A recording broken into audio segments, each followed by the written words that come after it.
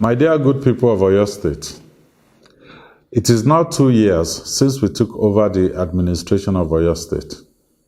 During this time, we have maintained our focus on people-centered policies that will move the people of Oyo State from poverty to prosperity. As I promised during my inaugural address, our policies and projects will be geared towards good governance. We promised to do more than confront poverty. Our pledge was to usher in an era of progress and prosperity. It is once more time for us to give an account of our stewardship. The time to look at how well we have performed in the last year and make projections towards the coming year. I can report to you that we have been doing what we promised we will do. We have been making doing business in Oyo State easier for our local and foreign investors. As a result, we have been able to reverse the former trend of companies shutting down and moving out of Oyo State. We now have more businesses making Oyo State the destination of choice for setting up their operations. We have cut the running cost of government by 50% and also reduced government overhead cost by 12.3%. This saving in overhead cost has been plowed back into capital projects, which will yield significant economic benefits in the future. Our tax system has become more efficient. We kept true to our promise of not increasing taxes. Instead, we simplified the tax payment system and broadened the tax base to capture the informal sector. I'm happy to report that the one-stop shop concept put in place by administration has been able to ease the stress of doing business and eradicate double taxation. We also cut down on our external debt by $24 million. We have been deliberate about borrowing and ensuring that we do not accumulate any debt without concrete repayment plans. Despite this, we invested massively in infrastructure. We have delivered on the 65-kilometer Moniya-Ijaye-Isheyin Road, reducing travel time between the capital and Okeogun, the food basket of Oyo State, by more than 50%. We have completed the junction improvement at Orita Challenge. We have started several road projects which will lead to more economic prosperity for the people of Oyo State. The 21-kilometer airport Ajia-Niufe Express Road with a spur to Amuloko is at 58% completion. We have concessioned the moribund Agbowo shopping complex, and it is now being remodeled and converted into premium commercial real estate and a four-star hotel. The Paysetter Quarry and Asphalt Plant, Ijaye, which we concessioned in May 2020, has since commenced operation and is supplying asphalt for road construction in the state. Indeed, for the past 2 years, we have continued to work with our roadmap to accelerated development in Oyo State, 2019 to 2023. We have made significant gains on all 4 pillars of this roadmap. As a result, the standard of living for the people of Oyo State is improving. In education, we have maintained our free access to secondary education for all, reducing out-of-school children by an additional 10%. As of the last count, our administration has returned over 54,000 out-of-school children into the classrooms.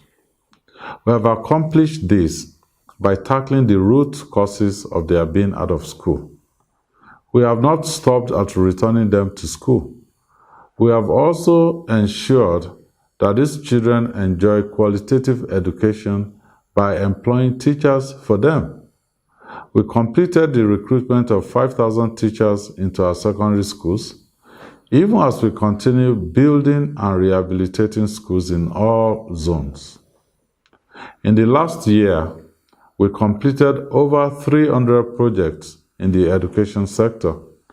These include construction of 26 model schools, construction of classroom blocks, renovation of buildings in over 70 secondary schools across the state, and installation of boreholes. We have provided a more conducive learning environment for the students and teachers by distributing desks and chairs and improved the curriculum content with the distribution of science equipment in all public secondary schools in Oyo State.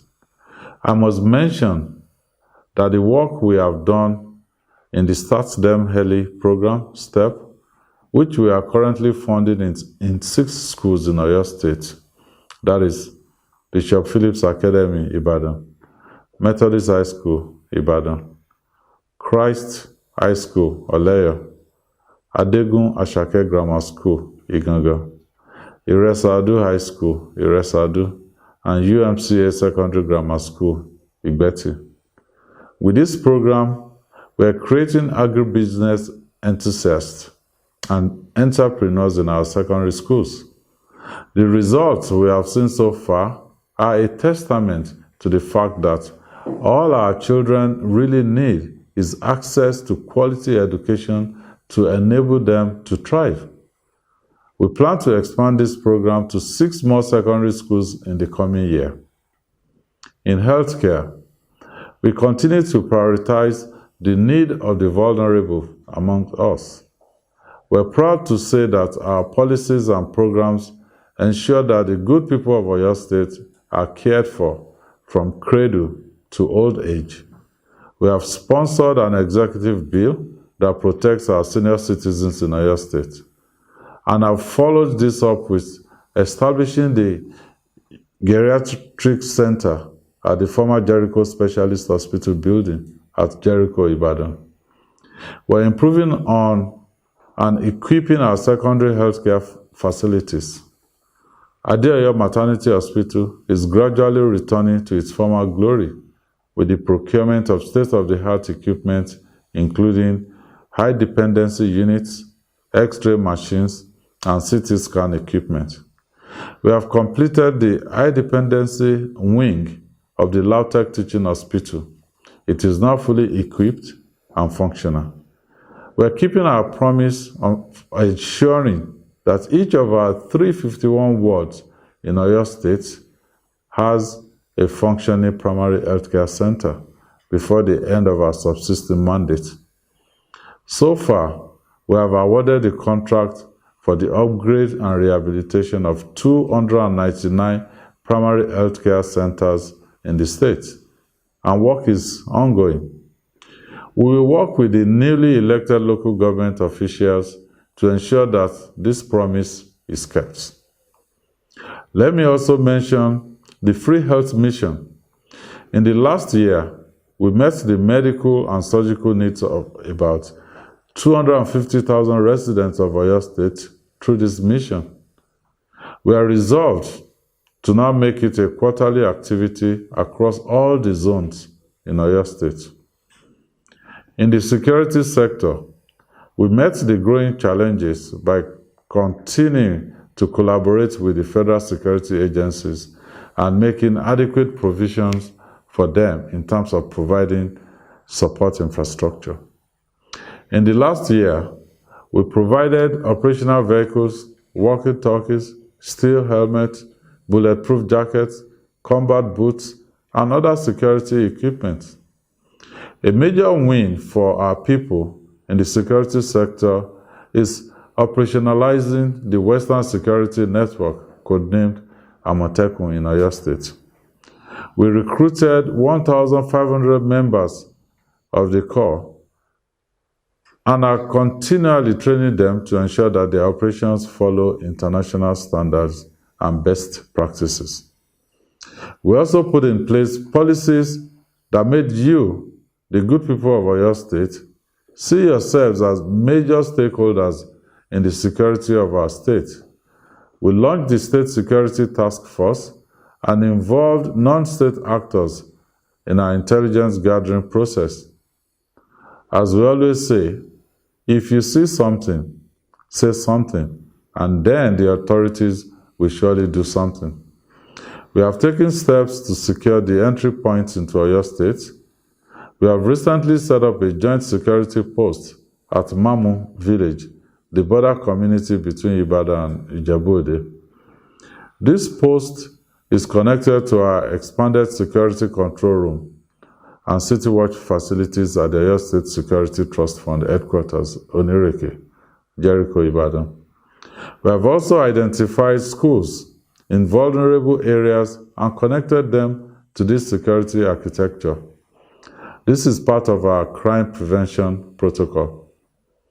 Let me also use this opportunity to congratulate the good people of Oyo State for their victory at the polls during the last local government elections.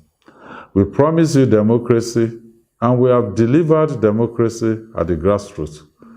It is now time to hold those newly elected leaders accountable.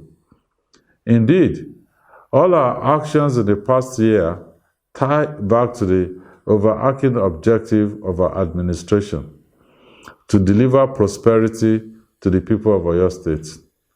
We're proud to say that all available data support the fact that the quality of life of the people in Oyo State in general is better today than it was 2 years ago. Our civil servants are being paid promptly on the 25th of every month. Our farmers are being cared for through the provision of inputs and fertilizers. Our traders are making more sales because there is more money circulating within the local economy. Our youths are getting more jobs in various sectors because more businesses are choosing Oyo State. We promise to continue making your lives better, and what we cannot presently improve, we will not make worse. In the coming year, we look forward to more targeted and inclusive growth. Several projects that we started in the last year will be completed in the next year. For example, the 4 bus terminals at Iwo Road, New Ife Road, Ojo, and Challenge. The agribusiness industrial hubs at Fashola, Akufo, and Erua will be prioritized. We will construct the Oyo Isheyin Road, the Shaki Ogboro Igboho Road, and the Isaba Ogudoyin Road in Ibarakwa. We aim to complete over 200 kilometers of roads under the Rural Access and Agricultural Marketing Project, RAMP. Our critics have said that we are taking on too much at a time. We respond that we will do whatever it takes to engineer a modern Oyo State. This is our pledge. This is our mandate. As the COVID-19 pandemic eases out and more countries reopen their borders, we are ready to attract even more local and foreign investment into our dear state. While we continue to consolidate and drive investment into the agribusiness space, we will be paying more attention to tourism. We will be working hard to convert some of our over 160 tourism sites to tourism centers. I'm therefore using this opportunity to extend an invitation to investors in this sector. Oyo State remains open for business. So bring your business to us. Good people of Oyo State, in the past year, we were tried, we were tested. Some people sought to bring out the worst in us by sowing and trying to cultivate seeds of bigotry and intolerance amongst us. We fought against those tendencies. We gave them this message. We know who our enemies are. Our enemies are not people of a specific tribe, gender, or political affiliation. Our enemies are the hoodlums, cultists, armed robbers, kidnappers, and bandits. We stood as one. We will continue to stand as one. I thank you for the faith and trust you have continued to show in our administration. We shall never take this for granted. We will not let you down. God bless Oyo State. God bless the Federal Republic of Nigeria.